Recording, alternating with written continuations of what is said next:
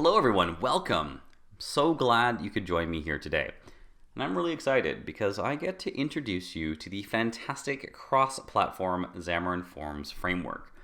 And I'm going to show you how to build a brand new application with Xamarin.Forms using Visual Studio. Now before we get started, I should introduce myself. My name is Adrian Stevens, and I'm the Curriculum Manager for Xamarin University. But I'm not alone here today, and we're very fortunate to be joined by several Xamarin experts. And if during the presentation you have any questions or comments, please use the discussion box and they'll be more than happy to respond. I mentioned that I'm part of Xamarin University, and that means I get to work with some amazing people that create and teach classes for XAMU. And if you haven't tried it yet, Xamarin University is the place to go for the most comprehensive and up-to-date Xamarin-focused training.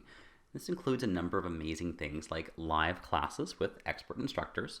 You can also schedule one-on-one office hours with those instructors to work on any project or anything that you would like. There's an amazing Xamarin community, and this has a private forum just for Xamarin University students to interact with each other and the instructors. And you also have the opportunity to become a Xamarin certified mobile developer, and this is quickly becoming a benchmark certification. So if you'd like to learn more or enroll in XAMU, please head on over to university.xamarin.com. Now, Microsoft offers end-to-end tools for developers to create and publish mobile applications.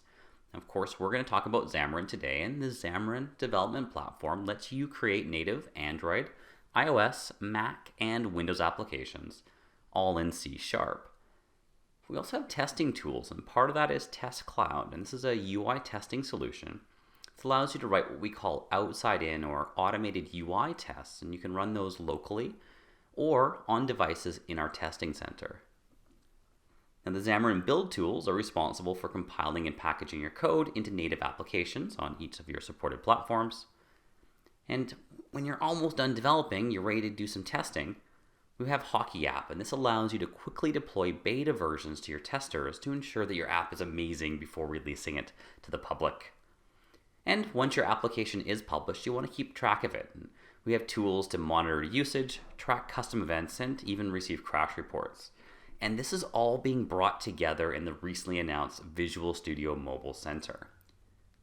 Now today, we're going to focus on creating and running a Xamarin.Forms application. So we'll look at building a UI, sharing code across platforms, and deploying the app to devices and emulators. So let's talk development, and I'd like to properly introduce you to Xamarin.Forms. If you watched the previous webinar, you know that one of the great features of Xamarin is being able to write your business logic in C# and share it across iOS, Android, and Windows. And using Xamarin iOS and Xamarin Android, you would then create a native UI. You would code that in C#. And this is great. It gives you the ability to customize the look and feel for each platform and easily leverage native controls on each platform. Now with Xamarin.Forms, you'll still continue to share your business logic, but now you can place all of your UI definition, all of your UI code in a common location, and this would be typically a portable class library or a shared project. And what this means is that the amount of shared code for a cross-platform application can actually exceed 95%. And Xamarin.Forms not only lets you share UI code, but it has a number of really significant development advantages. So it has over 40 UI elements, and this is what you'll use to create your UI, and these all ultimately create the appropriate native control on each platform. And we'll see how this all works in just a couple of minutes. You can also define your UI in XAML, and this is very much like the XAML that you've been using as a Windows developer for years. You can also take XAML and combine it with data binding. This lets you achieve a really strong separation of UI from your code behind. And Xamarin.Forms includes a number of other really useful APIs, so things to help you with navigation, animation, and even dependency injection.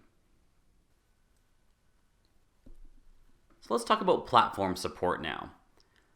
So Xamarin.Forms supports iOS, and this starts at iOS version 6.1, but it goes all the way up to the most recent iOS 10 release. If we look at Android, it's a very similar story. Xamarin.Forms supports Android 4.0.3, or for you Android developers, that's API level 15, and of course higher. And again, including the latest Android releases. If we look at Windows, it actually supports 3 different platforms. It supported Windows Phone 8.1 for quite some time, as well as Windows 8.1 Store, but it also includes the latest release of Windows, Windows 10, in the form of a UWP application. And one more thing I want to mention. Xamarin is now completely open source, and this includes Xamarin.Forms. And because it's open source, you can download that source code, you can review it, see how things work under the hood, and you can even add features to extend the platform. And if you want to contribute, Xamarin does accept pull requests. So hopefully now you're getting excited about Xamarin.Forms. And let's see what we need now to get up and running, and then we'll dive into some code. So as Xamarin developers, we can develop on both Windows and Mac OS. On the Windows side, we'll use Visual Studio, and this includes the free Community Edition. And we prefer to use the later versions, Visual Studio 2015 or the soon-to-be-released 2017. And if you use either of those versions, you can install Xamarin right from the Visual Studio installer. On the Mac side, you can use Xamarin Studio or the new Visual Studio for Mac that's currently in preview. Now, it's absolutely true that we can develop on a Windows PC with Visual Studio, even when creating iOS applications. But Apple licensing requires that we build the application on a Mac using the Apple SDK, included with Xcode. Now, Xamarin solves this through a service that's installed on a network-connected Mac.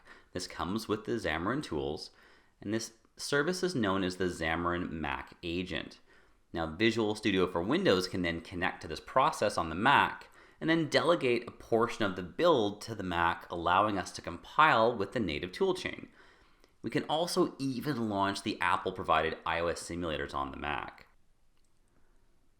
So now I'm going to switch over to Visual Studio and show you what it takes to make a brand new Xamarin.Forms application. So I've got Visual Studio 2015 open with the Xamarin tools installed, and with those tools that of course includes the Xamarin.Forms templates. So to make a new project, I would go File, New Project, and then under Visual C#, we see cross-platform and a number of Xamarin.Forms choices. Let's look at this first one here. It says blank app, Xamarin.Forms Portable. And what that means is that our common code, our UI definition, and probably our business logic, we place in a portable class library. Now below, there's one called Xamarin.Forms Shared. Very similar, but it'll put the common code, it'll create a default shared project instead of a PCL. Now notice there's blank app and blank XAML app. And the difference here is the initial UI that's created. They're both fairly hello world-like examples. The blank app variants just create the UI in code, and the blank XAML app, as you would probably expect, create some default UI using XAML. And of course, you set your name and hit OK, and it would create a brand new project. Now, and then it takes a couple minutes to initialize all the different projects. I've gone ahead and done that ahead of time, just so we don't have to wait that minute or two for it to all load. And I made a blank app Xamarin.Forms Portable called My First Forms App. So let's see what the template created for us. So our solution here has 6 projects. The first is our portable class library. This is our common code. This is where our business logic could go and our shared UI definition. And then we have our platform-specific projects. So this is what we'll actually run. And this is what actually deploys the native application. So we have one for Android, for iOS, and our 3 Windows projects. So I'm going to start our exploration in the portable class library in our shared code. And we see this app.cs. Now this is the application class, or what you can think of as sort of the main entry point in a Xamarin.Forms application. And the application class does many things, but one of its most important jobs is to present the initial UI of your application. Now in the default template, it presents a kind of a hello world style UI. It says welcome to Xamarin.Forms. I don't want to dissect this just yet, but it does define something called a label, and this is to present some basic text on screen. And we can see here that we see some center alignment, and the text says welcome to Xamarin.Forms. So let's look at one of the platform-specific projects and get a sense of how this is all wired up. Now on iOS, I'm going to open this up and look at the references, and we see that it's referencing the portable class library, and all of the other platform-specific projects will do the same. And we also see some Xamarin.Forms references, and this is the platform-specific Xamarin.Forms code. And really, this is what contains all of the logic that will take the Xamarin.Forms UI definition and actually present it as a native control on this platform. And you'll see similar things on each platform. So on iOS, it'll take that label definition and present a native UI label, and similar behavior on the other platforms. So how's this actually wired up? Well, when we look at the app delegate, so this is really the main entry point of an iOS application. And if you're familiar, you'll know there's an application delegate class. Now what we have here is a slightly customized version, and this is customized by the Xamarin.Forms team to allow them to intercept the lifecycle events. Otherwise, it's pretty much a standard application delegate. And finish launching is called when our app is finished launching. So you start up your iOS app, it finishes, and look what it does. It initializes Xamarin.Forms. Then it calls this method called load application, and this application actually presents the native UI. This is going to be responsible for presenting the iOS UI. And look what it takes as an argument, an instance of our app class. And again, we saw that in our portable class library, and that's where our UI definition is. And so this here is going to be responsible for generating that native iOS UI. And we'll see very similar things on the other platforms. On Android, for example, we'll go to our activity. We see a slightly customized activity, again, to intercept those lifecycle events. That's just a convenience for you, but pretty standard otherwise. But we see similar code. We initialize Xamarin.Forms. We call load application, passing in an instance of the app class. And now it's going to take that, but on the Android side, it's of course going to present a native Android UI. And you'll see very similar code in the Windows projects as well. So let's run our application and see what it looks like. I've got UWP selected already, so we'll start there. And here we see what looks like a native, very simple native UWP application. And we see that our label definition in Xamarin.Forms has been translated to a native piece of UI. This looks very much like a native Windows UWP application. Very simple, but still native controls. Let's try the other platforms, and I'm going to move over to Android next. So we'll set this as the startup project and run it. Now you might notice here I've actually got a physical device selected. I'm going to run this on a tablet that's sitting beside me here. And so you can see what's going on. I've actually got a tool that lets me screen share. So this is my tablet. Our application deploys, and again we see welcome to Xamarin.Forms, but again, this looks like a native Android application, very simple. We were seeing consistent UI, consistent fonts. It's just an Android application, and it is, of course, a native Android application because of this code here. It takes our cross-platform definition, and it creates the native UI. Let's do one more platform. Let's do iOS. Set a startup project, and I'm going to deploy this to an iPhone simulator. Now, we can't install the iOS development tools on a PC, and that means I don't have the simulator installed on my PC, but I do have it installed on my Mac. And I also have a tool called Remoted iOS Simulator for Windows. And this allows me to see the simulator running on my Mac. So we'll see our application loading up. And so this is actually happening on the Mac, but the visuals are being presented on my PC. And again, native looking iOS application because it is a native iOS application. And as we'll see later, this is more than just a visualizer. I can actually interact with the application as well. And very cool, if you're working on a touchscreen Windows device, it will translate those touch interactions to the simulator through the PC, over the network to the Mac, and you can actually touch and interact with your iOS simulator from your PC. So let's talk about building a Xamarin.Forms UI. So what does it mean? What are the pieces? What do we have to work with? Well, Xamarin.Forms defines its own UI elements, really its own UI API that we can use to construct our user interface. So we're going to start with a page class, and this is an object that encapsulates an entire screen of UI. And we have several different types. There's a content page that can be used to create a single screen application, or you'll often use it to define multiple pages that will then be used in common navigation patterns, and we see some here. Now we do master detail, stack navigation, tab, and we even have a carousel, which is something you can use to swipe between pages. So some of our very similar common navigation paradigms that we're used to on our mobile platforms. Then we have layouts.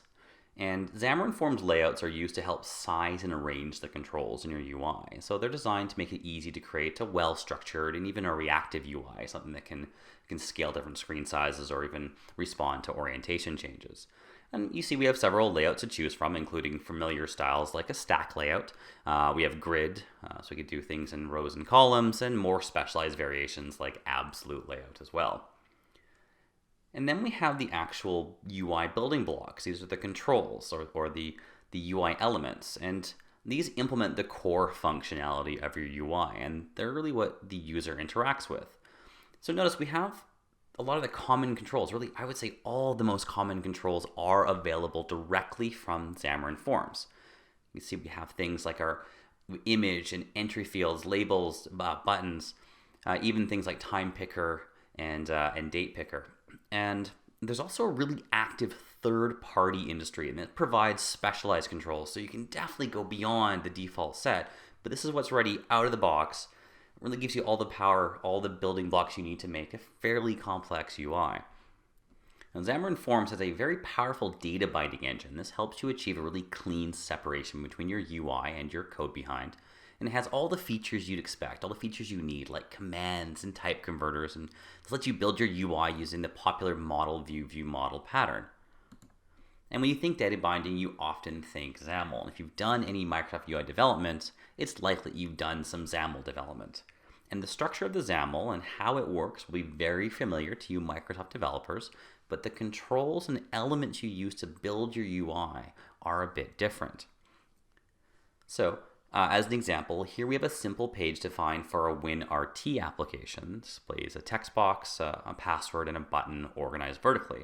And the root container here is a page. And we use controls and layout containers that are specific to the WinRT world. Now, the same page in Xamarin.Forms could look like this. We use the same control for text entry in both cases. One is marked as taking a password, and the button here has a text property, not a content property. And the root element for most Xamarin.Forms pages will be content page. But you can see the similarity. Don't worry about the specific elements, but notice they're very, very similar in structure, but it is those controls, those elements that are different between the platforms. Now, the Xamarin.Forms controls are abstract models. As we mentioned, for each Xamarin.Forms control in your UI, you're going to create a platform-specific control at runtime. So, for example, in our Xamarin.Forms XAML, we might use an entry control. When we run this app on iOS, the Xamarin.Forms infrastructure creates a UI text field. On Android, you'll get an edit text, and on Windows, it'll be presented as a text box. And so this means that our Xamarin.Forms UI, it really, really is a native UI. It's always creating native controls on every platform.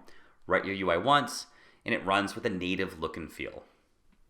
So I've opened up an existing solution that we'll use to demonstrate some Xamarin.Forms UI development.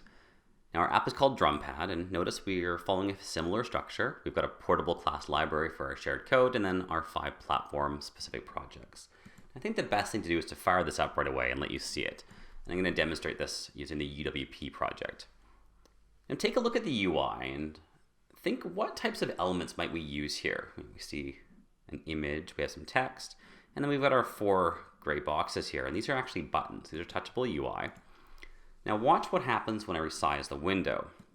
Our buttons are scaling accordingly, so of course they're staying proportional to one another, and they're reactive. So we've done development on other platforms, HTML or other XAML languages. You might be thinking, grid could work here. Of course, there's lots of solutions. I'll take you over to the code and show you how we wired this up. Of course, our UI is in the portable class library, and we are using XAML this time. And it's all done in main page. I'm just going to walk you through the code here quickly. So right away at the top, we see that we're running this within a content page. As we mentioned, this is perfect for a single screen application, or again, you might use a content page to break out your UI for various navigation paradigms. For here, we're making a single screen application. Now this section here is our resources and styles. I'm not going to go too far into this. Again, if you've done XAML before, this should look familiar. And if you haven't, this is just a handy way of reusing values within your XAML. So for example, our buttons, we might want to apply the same background color to all of our buttons. And we don't really want to define that value in 4 different places. So we define a resource, really just a way of putting the value in a central location, and then we can apply that in multiple places. Now a style is just an extension. It goes a little bit farther than that. And what it does, it allows us to define a style for a type of UI. For a button, for example, we can apply values to several properties. So we can set a text color, a background color, and a font size as an example. Now moving on, we see we have a grid, and this is really defining our UI, and this grid has 2 row definitions and 2 column definitions. So we can imagine that it's broke up into 4 pieces. But you know what? Actually, I'd rather show this to you while we're looking at the code. So let's use a tool we have in our toolbox as a Xamarin developer. I'm going to go to View Other Windows, and I'm going to open up the Xamarin.Forms Previewer. And what this is going to do is give us a near real-time preview of our XAML. And here we see our application, and we're previewing this in iOS. Of course, go between portrait and landscape, and we can also do an Android preview. Okay, that's much better. So now we can really correlate. So we can see how our XAML definition relates to our UI visualization. And hopefully you've got a chance to digest some of the XAML. You can see we've got a grid defining our overall UI. And then we've got some sub layouts as well. So we've got a stack layout. This allows us to arrange elements either horizontally or vertically. In this case, we're doing it horizontally. It's going to house our logo and our application title. And then we have another grid within the grid, and then we're using that to lay out our buttons. And again, they have equally sized rows and columns, and our buttons placed within them. Also notice here we're applying our style. That's just our button style up top. So our text color, background color, and font size for our button. Let's add a little bit more UI. So I'm going to do a little pasting here. You don't have to watch me type this all out. So I'm going to add another stack layout. I'm going to put it in column 1, which is actually the second column. So this is going to go on the right-hand side of our UI. And we could even go a little bit further and say grid row equals 0, but that is the default value. This means that we're in the top right-hand corner of our main grid, and our stack layout is going to arrange things horizontally. And we've got a label and then something called a picker, and the picker lets us just choose between multiple selections. Very often this is used with data binding, but it doesn't have to be. In this case, I'm just going to add some string values. Now for our label, I think we need some default text here. Let's set that. So I'll set the text property. And this is going to be our drum style for our drum sounds. Allows us to change between different drum sets. And our picker, we have our values in here, but what we don't have is a default selected value. So I'm going to set the selected index as 0. And you can see here that our previewer is updating, and it's picked our second value, our rock kit. And of course I could change this here. I'll change this to 1, and we see that update right away. That's picked up our second value. Now the last thing I've done here that you might want to notice is that I've wired up the selected index changed event. This is going to call a method in our code behind. We'll look at that just a little bit later on. But what I want to do now is run the application. So let's run this first on UWP. And again, we see our application. Now we see our new UI. And here's our picker being rendered as a native UWP control. And if I switch over, let's try iOS this time. Set as our startup project. Let's do our simulator again. And here again, we see our application. Here's our picker, our Xamarin.Forms picker. But remember, it's just a model object. It's a definition. It's a description of a UI element. And so when we click this, it's actually rendered as a UI picker view, the native iOS control. And again, seeing our Xamarin.Forms definitions being rendered as native controls. So now that we have our UI definition in place, it's time to start looking at code sharing strategies across our supported platforms. We have several strategies that we can use to share our code in our cross-platform mobile applications. So we can put our shared code in a portable class library, and that of course includes the PCL that was generated with our Xamarin.Forms solution. Alternatively, we can create an additional portable class library, and then that compiled library would be referenced by each of our platform-specific projects. We also have the option of using a shared project and compiling the shared code directly into each platform. And keep in mind, both of these can also be used to hold application resources. And we can also incorporate third-party code from NuGet. So this is a really great way to take advantage of really the thousands of packages that are available from individuals, from corporations, and the general open source community. Now, sharing code across multiple platforms is great, and it's even better with Xamarin.Forms, where we're sharing our UI definition. But there are times when you may need to access platform-specific APIs. You might want to leverage a unique feature on one platform, or you may need to implement a feature on all platforms that isn't currently available in the Xamarin.Forms APIs. And I'll show you an example of this in just a moment. But just remember, we're running native applications, and that means that we're still able to compile and execute per platform native code. We just need a way to connect that native code to our shared code, and we have a few options. So we can expose public properties of basic types in our shared code and just assign them from the platform-specific code, so often during the startup. A second approach would be to initialize a more complex type, maybe something like a stream, do that in the platform-specific code, and then pass that into the shared code, again, via a property or a public method. Or if we require something more complex, we can define an abstraction in the common code, an interface or an abstract base class, and then create a concrete implementation in each supported platform. Then we just need to instantiate that platform-specific implementation and pass that into the common code. Now let's switch back to Visual Studio and see how this all works. Now we're back in our DrumPad solution, and we previously expected our XAML UI definition.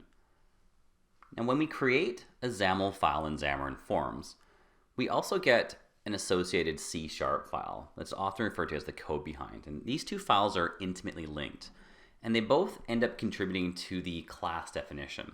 So in our case, our page is called main page, and so both the XAML and its associated XAML.cs, its code behind, both contribute to the main page declaration.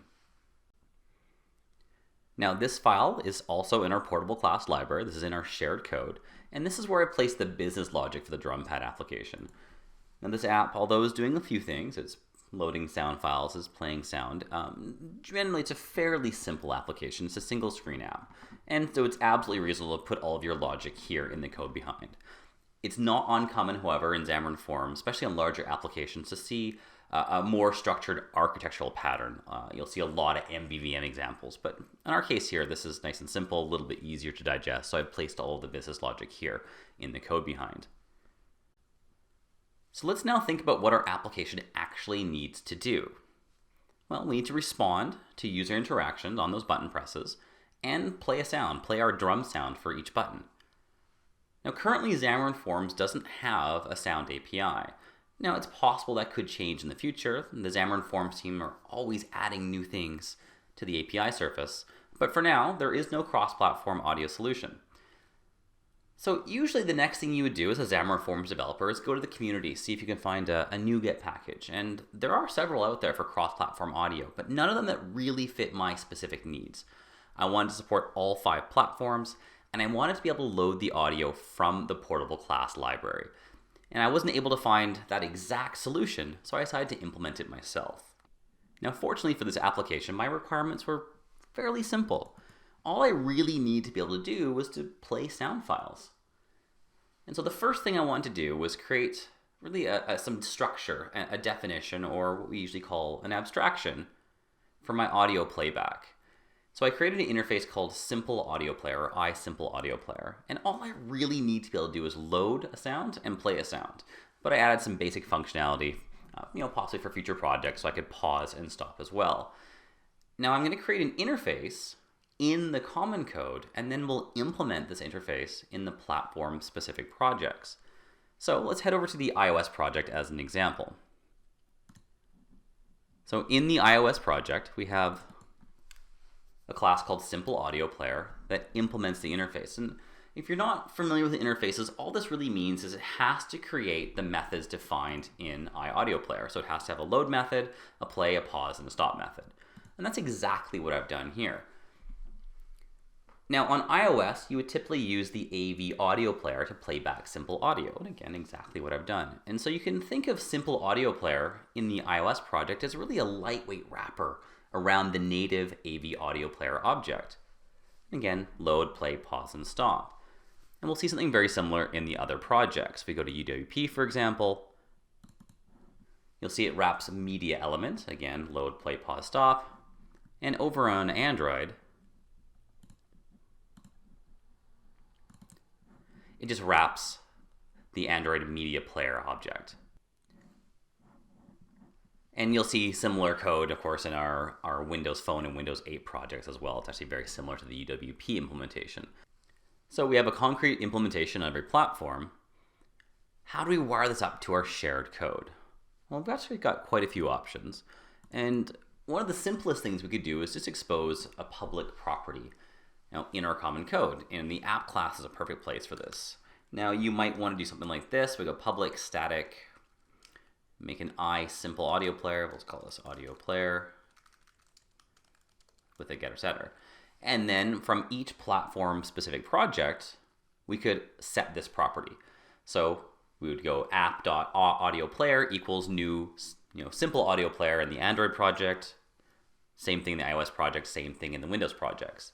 And that would absolutely work, and that could work for this application. However, I didn't want to reload the audio every time we press a new button, and I also wanted to be able to play more than one sound at the same time. So instead of just a simple property, created a little factory delegate. And so we've got a create audio player method that returns, well, a create audio player delegate, I should say, that returns an simple audio player instance. So how do we wire this up? Again, we'll go to Android first. Over to the main activity. So again, here we see our Xamarin.Forms initialization, and then after this, we're going to reach that delegate, that create audio player delegate, and we're going to point it at a method that returns an simple audio player. Well, really, all we need to do is instantiate the Android-specific implementation of simple audio player. And so we new up simple audio player that, of course, is defined in the Android project. And we see something very similar on iOS and very similar on UWP. Again, we just reach into that create audio player delegate and we point it to our Lambda expression that returns an instance of our iOS simple audio player. So if you think about this, we're running this on iOS, right? The iOS project is running. The iOS project initializes Xamarin.Forms. The iOS project then assigns the create audio player delegate, and then of course it loads the UI, which is then represented as iOS native controls. So it's always going to be accessing the implementation of simple audio player on the executing platform. And now we can just go ahead and call create audio player from our shared code, and it's always calling the correct concrete implementation. Now I want to pause here briefly and mention that there is an API called the dependency service that's included with Xamarin.Forms, and it's another way of solving this problem, and it's a nice way of loosely coupling. It means that you don't have to have a direct connection from your platform-specific code to your shared code, but I thought this was an easier way of digesting it. But definitely, if you're going to do multiple abstractions or you've got more complex requirements, definitely take a look at the Xamarin.Forms dependency service. So let's see it being used now in our shared code. We go back to our main page.xaml.cs. And we see here in our constructor, actually let's look up above. Notice we have an array of simple audio players. So we've got a collection of our abstract types, our simple audio player. And then we just loop through the array. And for each entry in the array, we call the create audio player delegate on our application class, again, instantiating the correct version of our simple audio player.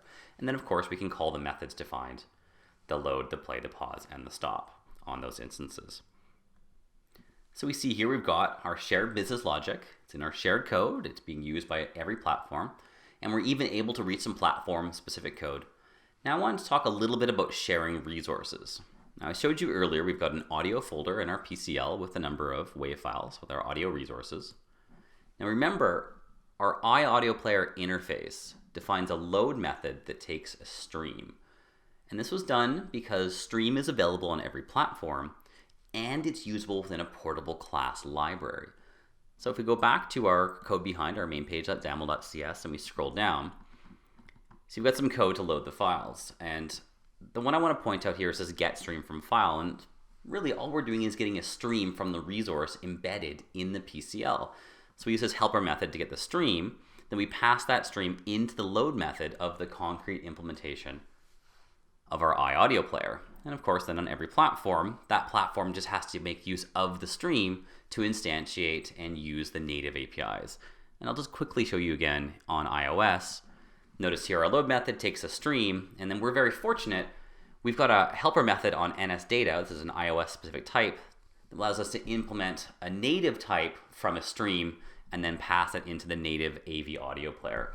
And you'll see similar solutions on the other platforms. So there we go. We're actually able to share our audio resources as well as our business logic. And I've got one more quick example.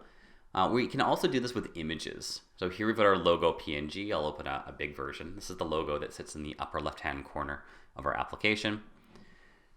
Now, I'll mention it is very common to have platform-specific image resources in each of your projects. And if you've got an image resource-intensive application, generally a good idea. It allows you to include multiple versions for different resolution devices. But in the case of our logo, this is fine. We're just scaling it on every device, and it looks pretty good in most cases. And this is a nice, convenient way of doing this type of graphic. So we've got our logo PNG. And if I scroll back up to our constructor, you can see here, this is our image logo as defined in our main page XAML. So we go back to our UI definition. Notice we've just given a name to our image. And then there are Xamarin.Forms APIs to load the image from resource. It's just a one-liner. Drumpad is the assembly, and then logo.png. And of course, we could put this in subfolders as well. And this loads it from the portable class library onto our image. And again, we're now sharing image resources cross-platform. This will display on every platform. And the final bit of wiring now is to simply call the play button when our buttons are pressed. Now, because we've named our buttons in the XAML definition, it creates a field that we can use in our code behind, and the buttons provide a clicked event handler that we can subscribe to. In our case, we're calling an onDrumButton method. And if we scroll down here, you can see we're just calling the play method on the appropriate implementation of our iSimple audio player, just the right index out of the array. So let's try it out. We'll use the UWP implementation, and here's our application again. But now, when I click on the button, we hear our drum sounds. And let's try another platform. Well, let's give Android a shot. Now, just remember, this is running on my connected tablet. This is on a physical device, so the audio will be playing on the tablet itself and being picked up by the microphone. So it might be a little bit quieter, but I think you should be able to hear it. And here's our application, again with our screen sharing. And hopefully that comes through okay. Again, we see it's working using the native Android audio APIs. And that just about brings us to the end of our demo. But I want to let you know that all this code is available on GitHub, and I'm going to provide the link for you in just a moment. It's all free, it's all open source, and it's all available for you to take, download, and use however you like. And I highly recommend you download the project and poke through it. See how all the API calls are working. Now, one thing you'll notice when you go through the code is this animation class here.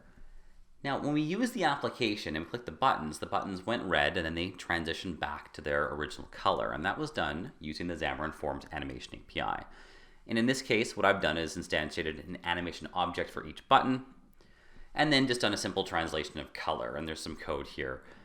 And I won't walk through it in extreme detail, but it's all here. Here's where the animations are instantiated, and then just a little helper method down here that helps get the blended color. So it blends from that red color back to its original color. And these animations are just triggered in the onDrumButton method. Another thing you'll notice in the published code is the image logo. Now here, we wired up the image in the code behind by setting the source property of our image. But we can do this in the XAML as well. Now, there isn't a markup extension that is included in the API, but we can actually add one. I have one included in the project. So if you open up image resource extension.cs, this is a new XAML markup extension that allows us to load that image from an embedded resource. And with this file in place, it's fairly easy to use. We can go back to our main page XAML, bring in the namespace. I brought in a XAMU. It's part of our Xamarin University infrastructure open source code. Definitely take a look at that. Lots of great stuff in there. And then if we come down to our image initialization, we can use it by setting the source property here. Use the namespace, image resource, and then just drumpad.logo.png. So if you haven't tried Xamarin yet, head on over to Xamarin.com/download to get started. And remember, if you're using Visual Studio 2015 or 2017, you can also install Xamarin directly from the Visual Studio installer. And the best part, it's completely free. Now, if you're looking for more training, you're looking for more knowledge and content about developing Xamarin Forms, we've got some amazing training materials at Xamarin University. The first thing I want to mention, we've got free self-guided courses. They cover core Xamarin concepts with a big focus on Xamarin Forms. Again, completely free. You can register at university.xamarin.com. And if you're interested in the live training by our amazing expert instructors, head on over to Xamarin.com/university. Again, those live courses, the one-on-one sessions with the university instructors, and that is your path to Xamarin certification. And so this brings us to the end of our presentation here today. Thank you so much for joining us. I hope you enjoyed it, and more importantly, I hope you learned a lot. If you have any questions, any comments, or any feedback, you can find me on Twitter at Adrian_Stevens, or you can email me at adrian.stevens@microsoft.com. But of course, if you have questions, our Xamarin experts are still here, ready to answer them. Ask them about Xamarin, ask them about today's presentation. And if you're looking for the source code, aka.ms/drumpad, or alternatively, you can find me on GitHub, Adrian Stevens. It's in my Xamarin Forms repository. And before you go, don't forget we've got more webinars coming. Chris Van Wyck and Judy McNeil will be talking about Xamarin iOS and Xamarin Android, and James Montemagno will be back to talk about Azure. Thank you again, and have a wonderful rest of the day.